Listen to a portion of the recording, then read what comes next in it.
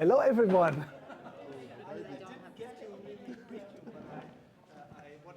Well, thank you for being with us. Sure.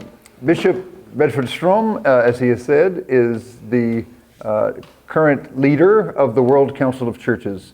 So a bishop from Germany who is in touch with church leadership all over the world. And when we were planning this and thinking about all that FASB Fellows were going to be doing here in Berlin this week, I realized that my friend Bishop Barber from the United States, who has been in touch with Bishop Bedford-Strom, that he could be here with his calendar because he's preaching on Sunday, and that we could have this conversation. Unfortunately, his airplane from New York City was canceled last night, so it did not get here this morning, So we only have one half of the conversation we had hoped for, but still, I think an important chance for these fellows, who are all religious leaders sort of beginning, to hear from and interact a little later on, I hope, with you about these moral questions of church leadership. So just to give a little bit of background on what we've been doing, the FAFSB program really takes professionals into the story of the rise of the Nazi regime in the 1930s and invites people today to think about what were professionals facing in that circumstance. And so the approach of trying to sort of understand the motivations and where, what people were negotiating as they were making their decisions is what we've been immersed in. And we're here today at this memorial to it's the Protestant memorial to the martyrs of that era, people of faith who chose to resist in some way and for that were killed. So this is a history that you're very familiar with, and it's a history that some of us are only just learning. But I thought it could be good to start by asking you, as a leader from the church here, who has grown up in churches here and come into leadership in churches here, how have you reflected on what the church has learned from that era? Well, actually, this is a theme of my life. This is really, this accompanied me almost from birth. My father was a minister as well, and he was very conscious. He was very interested in theology, and his great mission was learning from this catastrophe of the utmost inhumanity of National Socialism. And he was 16 when the war ended. So he almost went to war. He was trained already, but then the war ended. And his mother was a very faithful Christian, and she had distance to this political thing. My grandfather, her husband, he died in the age of 34, 1936, but he was a leader in a diaconical institution. And at the beginning, we looked at all the documents later. My father even wrote an article on his father. He welcomed the National Socialist Revolution because they thought this was a new unity, and community was a theme that is, of course, very much a church theme. I wrote my habilitation thesis on community, out of communicative freedom, which is the title. So I thought a lot about what does community mean, and why could the National Socialists take this expression and this idea of community and make something so inhumane, so terrible from it? And how can we understand how to avoid this kind of community? Like, you are a big community and you define yourselves by putting others down. This is a very timely theme. We are experiencing this today. But with this, upbringing, the fourth of the 5 children of my parents, I'm the fourth one. No, the first one. I'm the fourth one. The first of 5 children, my brother's name is Dietrich. Now guess why he is Dietrich. Dietrich Bonhoeffer. Because my parents, they were, when they understood what had happened and why could this happen with people where you would think they're good willing people, decent people. Yeah. And the utmost cruel thing that you could ever imagine, like killing people in an industrialized way and burning them in ovens. This is so inconceivable that Germans needed a long time to face it, to deal with it really. And my parents, I must say, seem to have dealt with it much earlier actually. That was the reason why my father studied theology, because he wanted to reflect upon it. He wanted to, all these themes, guilt, forgiveness, justice, human dignity. I mean, these are theological themes, which is, I founded the Dietrich Bonhoeffer Research Center for Public Theology at the University of Bamberg when I had a chair of systematic theology. So it was continued in my own work, what I was brought up with. And of course, as a boy, I visited concentration camps. Flossenbürg, where Bonhoeffer was murdered, for example.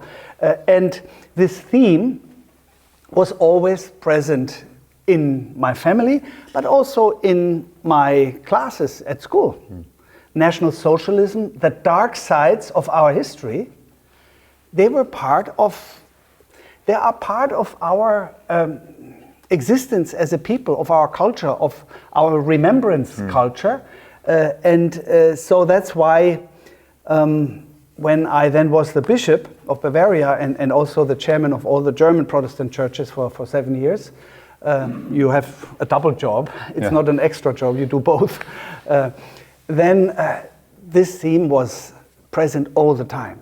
For example, in the year 2017, which was the 500th anniversary of Reformation in Germany. It was we celebrated as a big year.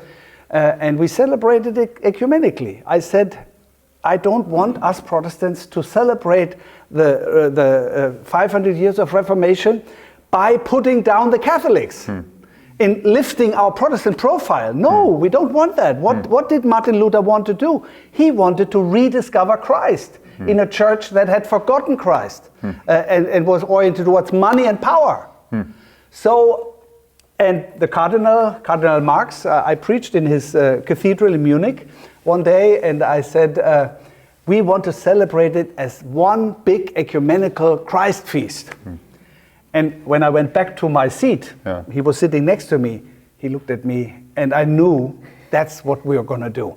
So that's what we did. We celebrated it together, and it was an inclusive Christian celebration, not a Protestant celebration. I'm still very happy that, and a lot of people felt encouraged in their ecumenical existence. And one other thing that I remember very much from that year was when I spoke in the Frankfurt Paulskirche, which is the cradle of the German parliament in the 19th century. This is where the first democratic parliament assembled. And I spoke to the representatives of German and even beyond German European Jewish communities and expressed my shame about the hate speeches of Martin Luther. And I wanted to do that especially with all those celebrations of 500 years where we said a lot of great things about Martin Luther and a lot of things that he inspired us with. But we wanted to look at the dark side as well. And they are terribly dark, these speeches of Martin Luther. And so the Christian-Jewish dialogue found its expression also in a lot of trust that was built up in all these years of remembrance culture and of Christian-Jewish dialogue and everything, which led to the fact that the chairman of the German Jewish Committee, Josef Schuster, accompanied me when I visited Auschwitz. to my surprise, it was the first time that a council chairman of all the Protestant churches visited Auschwitz. I thought everyone had gone. But it seemed to never have happened, even though the themes were there all the time. So I went to Auschwitz, and Josef Schuster accompanied me, and his wife came with him. His wife, her family was killed. Some of her family was killed there. And we were standing in the room, you will go there to Auschwitz, you will see it, in the room where all the names are written down. And we were looking for the names of her family. She had never gone to Auschwitz because she didn't dare. She didn't know whether she could stand it. So we went together, and that was amazing. And you can imagine how difficult it is now, but this is another theme. I'm the chairman of the World Council of Churches. Talking about Gaza, Israel, Palestine, occupation, all these things is completely different in the environment of the World Council of Churches than it used to be as the bishop of the presiding bishop of Germany. And now I'm in both. I'm a former one role, and now I'm in the other role. It tears me apart inside sometimes. And we made a decision in Johannesburg last year where the word apartheid was used for how Palestinians are treated. For most of the world, they say, yeah, well, that's what it is. At least many people would say that. And the word genocide is being used. When I use this word here, it's called anti-Semitic. But I'm the same person. The person who was accompanied by Josef Schuster to Auschwitz, and with whom, and his predecessor, she is the chairwoman of the Jewish community in Munich in Bavaria. She's 93 years old. She was saved because she was hidden in a Bavarian farmhouse during the Nazi time. And she told me again and again how her mother, we stood at the tracks in Munich where she said goodbye to her grandmother. And she was killed in Lithuania a few days afterwards. These are the stories you grow up with, at least many of us grow up with. There are certainly also people who don't want to hear it anymore because we always talk about it and everything. But it's part of our culture.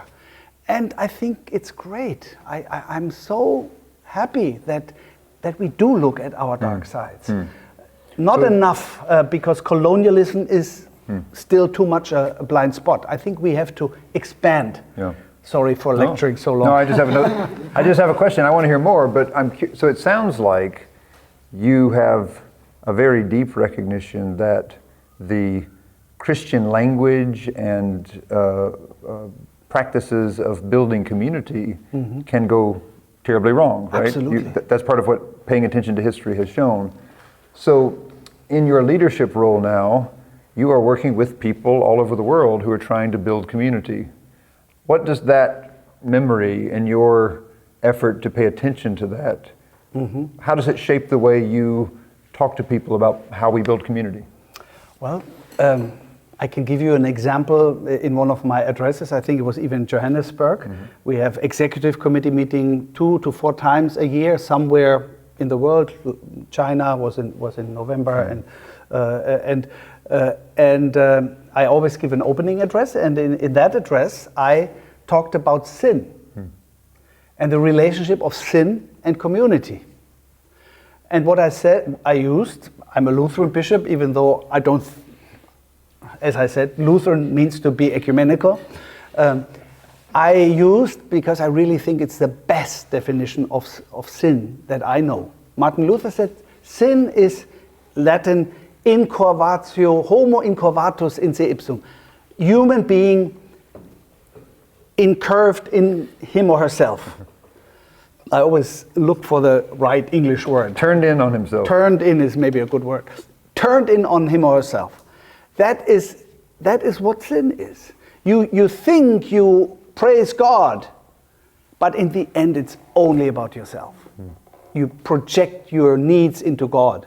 Or you think you live a good life, and when it comes really close, your neighbor doesn't count anymore. It's all about yourself.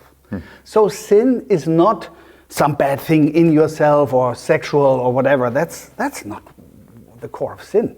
You need to be watchful with sexuality, but it's not the core of sin. The core of sin is a cut of relationship. Now, think about, and what in my habilitation thesis, I developed an expansion of that definition of Luther into community. I talked about communio incurvata in se ipsam.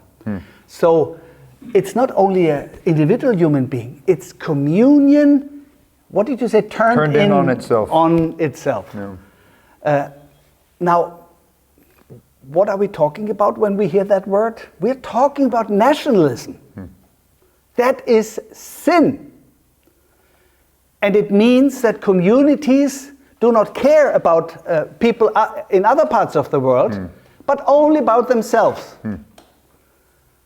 And if you just want to make your own country great again and don't care about others or treat others as instruments that just serve your own purposes, that is not in tune with Christian faith, I must say. Even though I know we have different political opinions and everything, that's fine, but I need to say that because for me it's a deep theological conviction. And so whoever we vote for or whoever Christians, we have people in different parties here in Germany too. But I think we have a very important calling as Christians. Jesus said to us, you are the salt of the earth and the light of the world. That's what Jesus said to us. Now what does it mean? It certainly doesn't mean to make yourself great. Or to make your country great. You should love your country from the bottom of your heart, but not to the cost of other people. Like my friend Don Shriver, the president of Union Theological Seminary in New York City. I was the first Dietrich Bonhoeffer Exchange scholar when I was younger in 1995. Well, maybe he was the first, but no, same school he went to. His memory, yes. Because he spent two important times in his life at Union Theological Seminary, and he discovered the problem of racism, and he had a black friend who took him to Abyssinian Baptist Church and all this. It was very formative. And to his honor, there was a German foundation that is paying for part of a chair there, the Bonhoeffer chair, and paid also for an exchange program, which is why I could go there. Dietrich Bonhoeffer is a person who, for example, talked about nationalism as well. What I just said, he didn't use Martin Luther for it, but what I just said is what Dietrich Bonhoeffer very clearly said. And that's why I think we need to think about, again, across party lines. What is our calling as Christians? And when we do so, and that's crucial now, don't look at party programs, what they tell you, or you need to be this or that to be a good Christian, this party or that party. Look at the content and look at Jesus. Look at Jesus Christ, the one who preached the Sermon on the Mount, where he talked about love of enemy, where he talked about the golden rule, do unto others as you want them to do unto you. This is the law and the prophets. Matthew 7:12. And that same sentence, this is the law and the prophets, comes only at one other place, and that is the double commandment of love. Love God and your neighbor. This is the law and the prophet. So this is our common with our Jewish brothers and sisters. We share that. These are quotes from the Hebrew Bible. So this is what we should look at when we understand ourselves as Christians, at least, and then let ourselves be inspired by Jesus Christ, and then see what does it mean for politics. I think we do have to say that. That is maybe, last point, that's maybe another important thing, learning experience as Germans. And again, my father, my family, that's what I grew up with. And that's why I do public theology. Because people in the time of National Socialism, especially Lutheran theologians, said two kingdoms doctrine, you might have heard about that. It was the idea, and they draw on Luther, but I think in a very misleading way, saying you cannot use the laws of the Sermon or the commandments in the Sermon on the Mount, love of enemy, directly in politics. It doesn't work. You need to protect people and things like that. And that's why they said the Sermon on the Mount and Jesus is something for your personal life. And in the world, in politics, there are other laws there. This was the free ticket for the Nazis to use people as, or to kill people, to do terrible things to people, because they said, well, in the state part of our existence, you need to be harsh sometimes. You can't come with love or something. You need to be tough, and maybe you need to kill people. So they did not look at the commandments of the Bible or the love commandment and reflect about what it means for the public realm. For if they had done that, National Socialism wouldn't have been able to happen. Which is why the learning experience is never limit Christian faith to your personal life. It has a public meaning, and how you deal with Christian faith in public needs to be oriented towards Jesus. You can't transfer the commandments directly. You need a police and all these things. But love, human dignity, care for people, of course that is a guideline for politics also. And when you go vote, you see what party does what in the sense of this kind of biblical basic orientation. And everyone has to decide that themselves. Social justice, the biblical option for the poor. That's what I wrote my dissertation on. Justice. I found the biblical option for the poor in all the traditions of the Bible, both in the Old and the New Testament. So how could I say, well, this doesn't have anything to do with my engagement in the public life? Period. Thank you. So I want to ask one more question, and then I want to give these fellows a chance to ask you questions. But you've articulated a very developed ethic that you're trying to live out in your leadership, and you've said that that this is rooted in your own experience of faith in this place and in reflection on history, and that as sure as you are and confident as you are in that as you engage with people in other places, there are real challenges.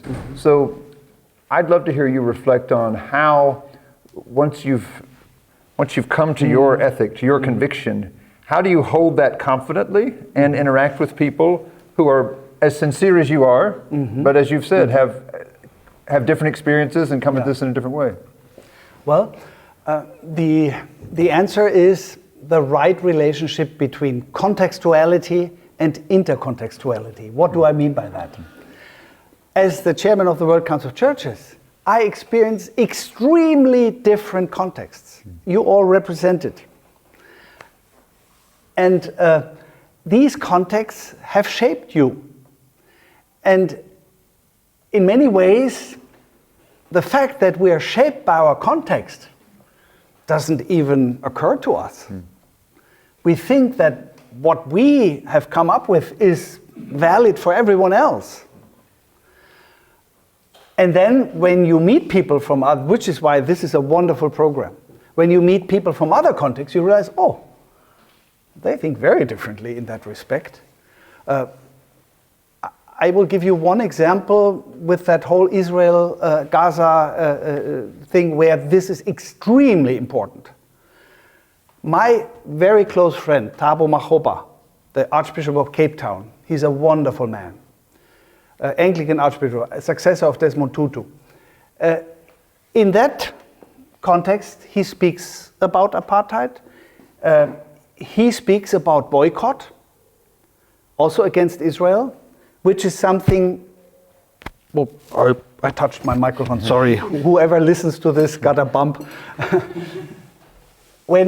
When he talks about it, he comes from his South African experience.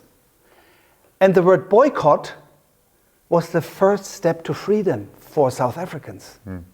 Because the global boycott of certain goods and capital and banks and everything, that made a big difference for why the apartheid system fell.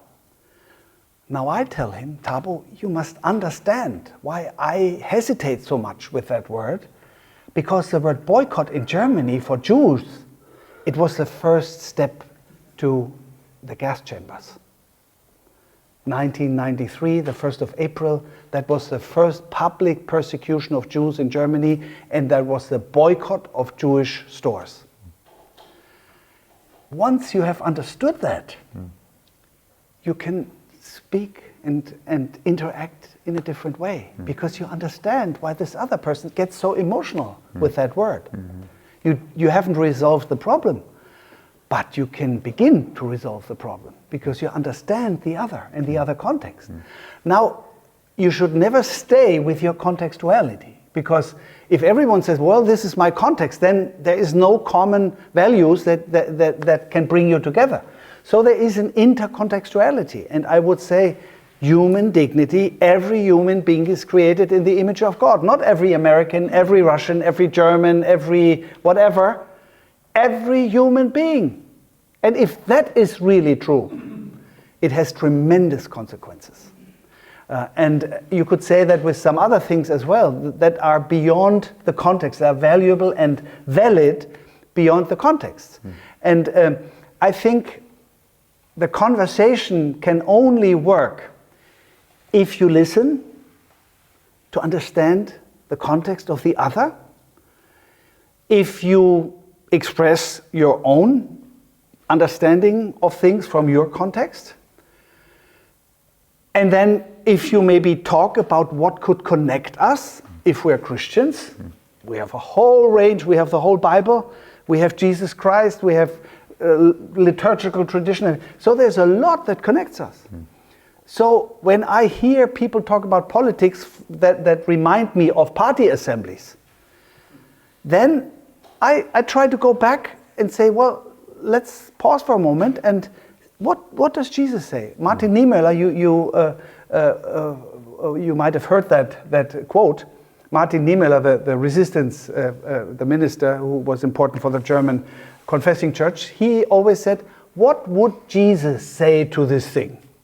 This might sound a little naive, but as a general rule, I think it's good to think about,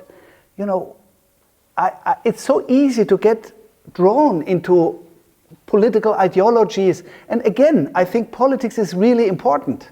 It decides about the lives of so many people. So you should never stay out of politics because of principle, never. But the decisive thing is whether politics guides you, or whether you, with your faith, with Jesus Christ, inspired by Jesus Christ, that guides politics. And then you speak very differently. And my experience is, maybe that's also from my bishop's time, we have our EKD, which is Evangelical Church in Germany, Protestant churches in Germany. It's 20 million people. Methodist is very few people here, but it's united, it's Reformed, it's Lutheran, and we call ourselves evangelisch. Most people don't even know the difference. And if they move from one part of Germany as evangelisch in northwest Germany, they're Reformed there. And if they move to Bavaria, they're Lutheran there. Now, if they make their cross with evangelisch, I call it always the moving van conversion. Because they move from northwest Germany to south Germany, and from having been Reformed or Presbyterian, they're now Lutheran. But it's evangelisch. We're all together. So it's about 20 million, a little less now, in Germany. And when we had our synods in Germany, now this is the EKD, this is why I explained it, Evangelische Kirche in Deutschland, we had people from different parties in that synod. And it doesn't matter what your party is, even though they are cabinet ministers or representatives in parliaments in the synod. But the wonderful thing is that we have the experience that we can say things together that we would never be able to say if we came from our party politics. So it has, someone has called these synods as, or this phenomenon as a representative consensus. Huh. So you have a certain common basis, and that is stronger than party affiliations, which is why often Protestant synods have been forerunners for certain developments. To just give you one example, very relevant for your endeavor here, it's the so-called Ostdenkschrift. It's a big memorandum that was worked out by the Protestant churches in 1968, I think, which laid the ground for the later Chancellor Willy Brandt's politics towards Poland and Russia. Because you know that after the war, a lot of the German territory was either Polish or Russian. And many Germans, especially the conservative parties in Germany, they said, we can never give German territory up. We will never agree that these German territories will come to the Soviet Union or to Poland. It was a revisionist attitude. At the same time, Hitler had started the war, so this was the result of the war. And it was a source of conflict the whole time between East and West, how to deal with these questions. Now, 68, the Protestant churches in Germany wrote this memorandum, and it said, we should reconcile with Poland and and Russia and Soviet Union at that time. And we should give up these territories. A lot of people were mad, and probably some people left the church and everything, because this was unsayable to give up territory. But the churches, even though there were different party affiliations, the churches paved the way to what happened in 1972, a few years later in 73, the treaties with Russia or Soviet Union, and with Poland, a reconciliation treaty. And since then, this matter was resolved, and Germany definitely gave up their territorial possessions there. And this is one example how powerful the churches can, and how much reconciliation-oriented the churches can interact into politics. But not the other way around. If it had happened the other way around, as we experience it in so many places right now, then it would have become nationalistic. And the party politics would have pushed Jesus out of the picture. This should never happen. Thank you. And you are a good bishop because you've listened to the concerns of pastors all over the world, and these young pastors have many similar concerns, so I'm sure they have a lot of questions. So, Ellen. Thank you, Bishop. This has been great. We are all kind of early in our careers, and we're being prepared for pastoral care or spiritual care, what have you. And I'm wondering what characteristics, you're a bishop, so you've seen this in your clergy. I was a parish minister too. And a parish minister, of course. In order to be a bishop, you had to be a priest. So I'm curious to know what characteristics, maybe you could give us one or two in either clergy who tend to maybe veer into complacency, or what characteristics we need to be sort of leaders so that these types of things don't happen. What are the characteristics you look for? Well, first of all, it's awareness. It's be interested in the world. Don't think you do your spirituality, your prayer groups, and that will bring you in contact with God. Dietrich Bonhoeffer, I could quote almost with every of these themes. I could quote him with beautiful sentences. But one of the sentences is, you can only encounter God fully if you fully engage in the world. And he relates to 2 Corinthians 5, where the Greek word is ton kosmon, the whole world. You could even ecologically include the earth. So Karl Barth, the big Swiss theologian who was he was the inspirator of the Confessing Church in Germany, he always said a minister needs the Bible in the left hand and the newspaper in the right hand. And I think that is what it is about. So never misunderstand faith as a spiritual place that disconnects you from the very daily life and all the suffering and the hopes and everything of the people. Simply the double commandment of love. Love God and your neighbor. I mean, you cannot separate it. It's so clear in the Bible. How can people say, get out of these worldly things or politics and all that? How can you say that? The double commandment of love, I mean, if you want to end human suffering, most of the decisions, like most of the suffering, is very much caused by political decisions. So you must get involved, not in party politics, but in politics. And the second thing is, and I think that's very important, both in Germany and in the United States, with all these right-wing populist movements and everything, where I sometimes wonder, what does that have to do with Christian faith? It's the opposite. Then I always try to tell myself, you must be very cautious. Never condemn people. You can condemn attitudes.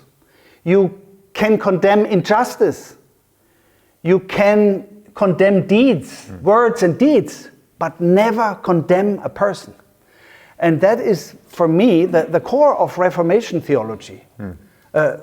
It's not the good works that make you righteous before God. It's the love of Christ. Purely the love of Christ. And all these words, we are all sinners, you can inflationarily use these words. But the very core of it is that none of us is a good person from herself. And if you, my wife always tells me, she's American, that's where the Bedford comes from. She always tells me about when she was young and she needed to be a good girl. And follow this and that and that and that. And it has damaged her. We talk a lot about it. And for her, this Reformation insight that she, of course, often enough heard from me, that the primary thing is that you are loved. Nothing can destroy that. Romans 8, nothing can separate you from the love of God. Not death, not up and down, and nothing. And that is so basic.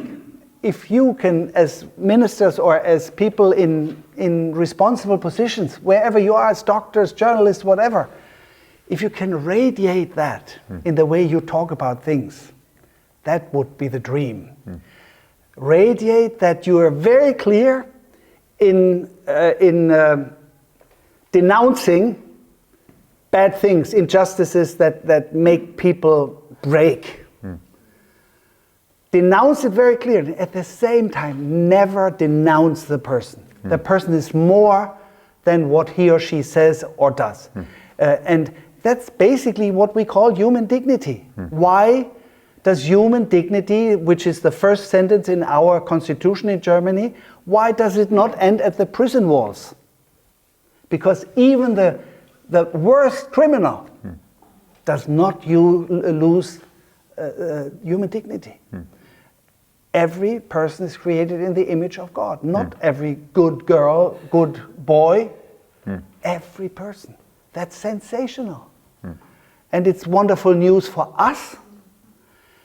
And it is wonderful news for those whom you all meet and to whom you radiate that very same message. So earlier today, when we began our day, we were in the execution chamber just down the road where Alfred Delp and many others were killed. And as we stood there, we heard the words of the last thing Delp wrote. And he concludes that reflection on his life, what's happening, all that's happening in Nazi Germany, his attempt to resist, the sentence against him. He concludes with a universal blessing. He blesses everyone, which is what a good pastor, a good bishop can do, and what you've done for us. So thank you for your blessing. Thank you.